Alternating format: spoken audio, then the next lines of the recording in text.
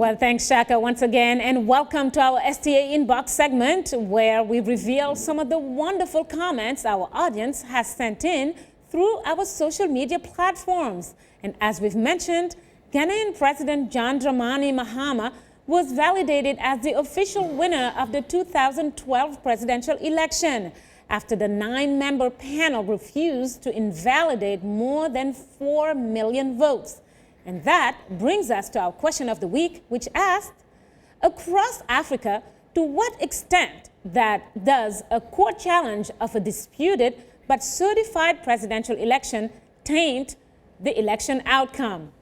Well, let's get right to it. And Ernest Chabvonga from Chinoi in Zimbabwe writes, did you read the SADC Observer Mission report on the recent elections in my Zimbabwe?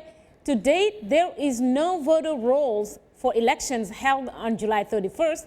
And to the poor Tanzanian foreign minister, it is just a small hiccup to an otherwise fair election. Well, Shaka, the Tanzanian foreign minister, Bernard Membe, is indeed the head of the SADC Election Observer Mission to Zimbabwe. And let's remember that Mugabe won 61% against Tsvangirai, 33%.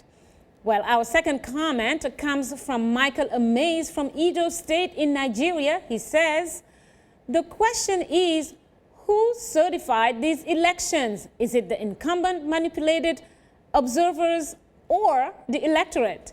Until the sit-tight syndrome of our so-called elected leaders is checked, there will continue to be disputed elections. Shaka? Interesting, Mariama. Let me come to you, Georgia Ite. Yes. You heard about what the Tanzanian foreign minister commented about the just ended Zimbabwe elections. Yes. A hiccup? Well, it was not a hiccup in my view, in the sense that... Why? Well, look... You were not there, George. No, you have the entire SADC region, the entire African Union. Well, look, this election in Zimbabwe was sprung onto the opposition. Even SADC itself urged a 2-week postponement for certain constitutional reform that is correct. But yeah, guess what they say after the process? Well, and because there were so many irregularities with the voters' roll that needed to be cleaned up. Okay, people had to be registered and so forth. Okay, so even